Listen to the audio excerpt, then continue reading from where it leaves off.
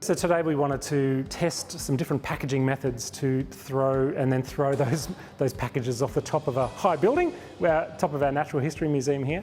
And the idea behind it was that we have to package and send specimens to different institutions, to other museums from time to time. And when we do that, we want to make sure that they're packaged well. So I applied for the GRASS program. I wanted to branch out a bit, have a look at all different careers that are out there, because I have a high interest in animal science, all that kind of jazz. And I mean, looking into it, you don't really know what's out there until you give it a go. So applying for the scholarship was really good to increase my knowledge in different departments that are out and get a feel of something I want to get into when I'm older.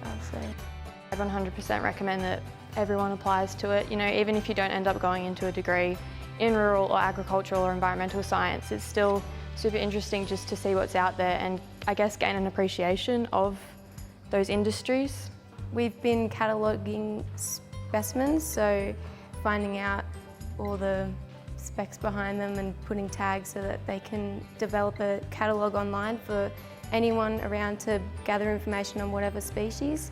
So that's been really interesting, looking at all the different types of species out there that I didn't even know existed. It is just interesting to see what other people are doing, because didn't even know something like what Carl does is a possibility. It's been really good so far. Like we've just done, the throwing off the building was pretty good, fun experience for sure. So what we did is we put together 3 different kinds of packaging. The first one was really nicely packaged in bubble wrap and foam beads, tightly packed so that the specimen would survive the fall.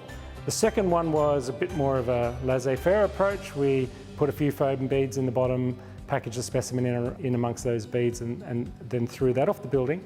And then the final one was really just the raw specimen in a box to see what kind of stresses are put on a specimen when it's not packed at all. The second tier, the poor packaging method, I was surprised by the fact that the specimens actually did pretty well. So a kangaroo tooth got chipped off a kangaroo skull.